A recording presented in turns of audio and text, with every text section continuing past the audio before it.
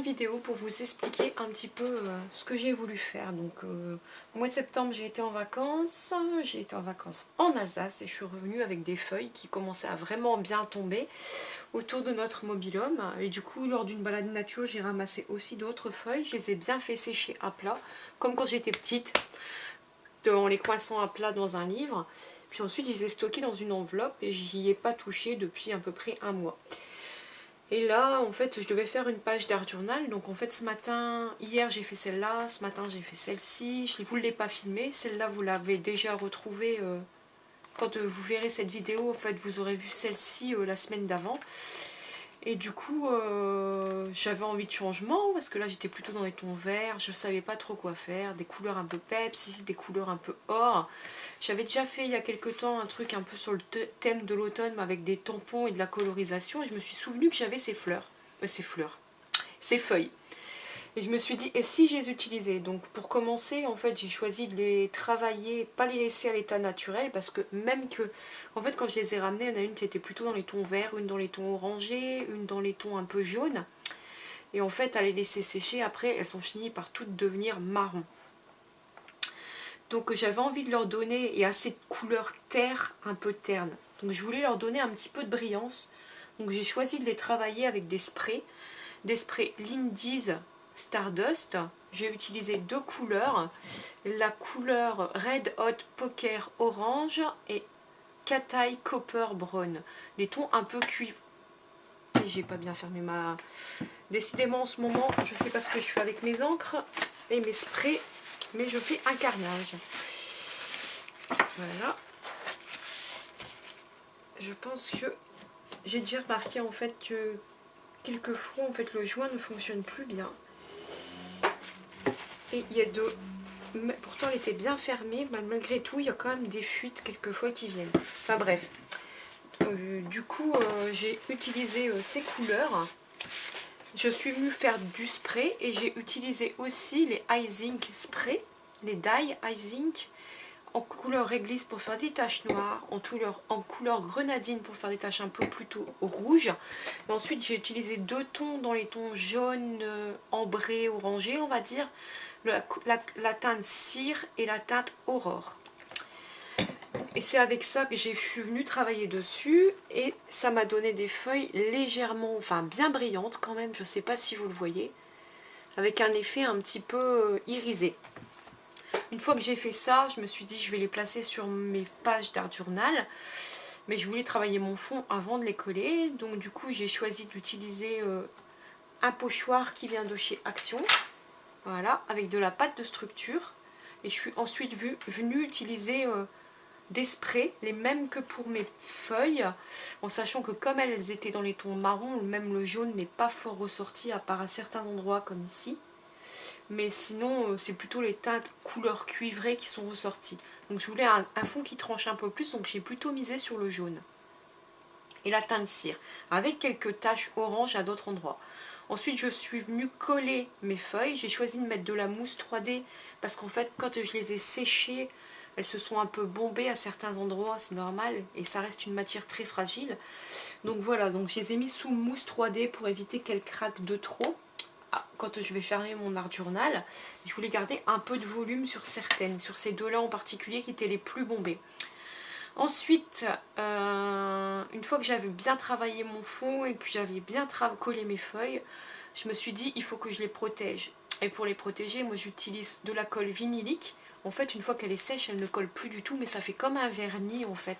C'est un peu comme la technique du collage de serviettes ou alors du collage de papier de soie. C'est ce que j'ai fait sur cette page-ci. C'est collé à la colle vinylique au-dessus, mais au-dessous. Et ça fait quelque chose de vraiment brillant en plus et lisse. Complètement hermétique. Alors bien sûr que mes feuilles peuvent encore craquer si je les arrache ou si je les plie trop, que je viendrais trop les accrocher, elles pourraient s'abîmer. Mais au moins c'est fixé, je savais que mon fond ne pouvait plus bouger, même si je venais rajouter de l'eau, etc. Ensuite, comme j'ai collé de la colle j'ai mis de la colle vinylique, je me suis dit que je voulais faire encore des tamponnages avec un ancien Bon, je les ai pas encore nettoyés, là j'ai encore des tampons à nettoyer. Un ancien kit de tampons de feuilles de Stampin' Up qui s'appelle Feuilles en fête, qui doit avoir 3 ans je pense, et qui n'est plus vendu. Mais moi je garde mon matériel et je continue à l'utiliser. Donc j'ai choisi d'imprimer je vais y arriver, de tamponner des motifs de feuilles. J'ai choisi quelques motifs pour agrémenter ma page et j'ai donc utilisé de la Stazone parce que je me suis dit que comme c'était un peu glacé, à part le vernis, la colle vinylique, je pense que c'était ce qui allait accrocher le mieux sans trop baver. Ensuite j'ai décidé de les coloriser avec mes marqueurs à alcool. Je voulais quand même quelques touches de vert parce que je savais que j'allais utiliser dans les feuilles qui est vert. Donc je voulais rappeler quand même les feuilles vertes normalement. Donc j'ai mis dans les feuilles, j'ai fait un motif que j'ai colorisé en vert. Les autres, je les ai colorisés dans les tons orangés. Mais comme c'était de la Stazone, elle a réagi avec le marqueur à alcool, mais je m'en fichais un petit peu. En fait, moi, ce que je voulais, c'était garder un peu un motif. Je m'en foutais que c'était irrégulier. J'ai bien nettoyé après ma pointe de marqueur à alcool et ça va. Elle n'est pas abîmée. Et donc, du coup, voilà ce que j'ai réalisé. J'avais mis aussi ces petites branches de sapin à certains endroits que j'ai laissé à la Stazone nature. J'ai utilisé un crayon feutre noir comme ça, Staedtler en 01 pour faire le cadre. Faire des gribouillis à certains endroits. Et puis pour venir mettre en relief un petit peu les motifs que j'avais réalisés avec mon pochoir. Je suis venue repasser sur tout le tour des feuilles pour le marquer un petit peu plus et donner un petit peu de dimension. Ensuite je suis venue faire le tour de mes feuilles, pareil pour leur donner un petit peu de motifs et faire quelque chose d'un peu plus graphique en fait. J'avais envie de les entourer. Alors il y a des endroits c'est vraiment très fin. Il y a des endroits j'ai insisté un petit peu plus. Voilà, j'ai fait comme j'avais envie. Et pour finir, je suis venue mettre mon titre dans les feuilles, les couleurs de l'automne. C'est des étiquettes que j'avais, une planche d'étiquettes de scrap, que j'ai récupéré les petites étiquettes que je trouvais qu'ils allaient bien avec ma page d'Art Journal. Donc voilà pour cette double page. J'espère que cette idée de création vous aura plu. Alors j'ai volontairement pas coupé les petites tiges. J'espère qu'elles vont tenir dans le temps. Je sais que cette page là va être très compliquée à utiliser à cause du relief, donc je pense faire du collage sur ma page au dos parce que je sais que je pourrais pas tamponner, j'ai pas de plat, ou alors si je tamponne ça sera des motifs à plat que je viendrai coller sur ma feuille, je vais pas tamponner directement. Donc ma page là je vais la protéger avec du gesso parce qu'il y a déjà du vert, donc je pense que je vais faire une double page avec des effets gesso, peut-être du pochoir, de la pâte de structure, de la colorisation certainement avec des encres liquides ou alors des aquarelles ou même des encres normales que je viendrai utiliser de façon aquarellable, je pense, ou alors des sprays comme je l'avais fait ici. Et ensuite ça sera peut-être des tamponnages pour ma mise en page, mais les tamponnages viendront être collés sur ma page pour éviter de devoir trop appuyer et abîmer cette page-ci que je tiens à préserver un maximum. Voilà, donc mon Art Journal avance vraiment très très bien. Bon, il est un petit peu abîmé. C'est celui que j'ai fait moi-même, hein, je vous le rappelle. Mais les pages sont vraiment complètement différentes. Je les ai quasi tous publiés sur Instagram ou sur YouTube. Ça dépend lesquels.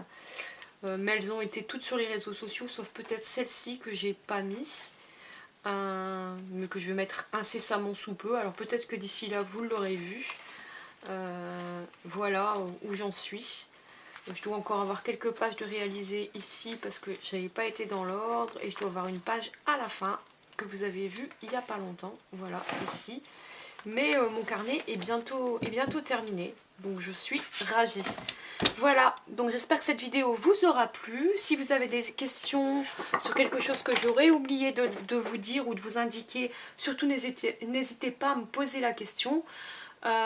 Et puis on se dit à très vite pour une nouvelle vidéo, scrap, Art Journal.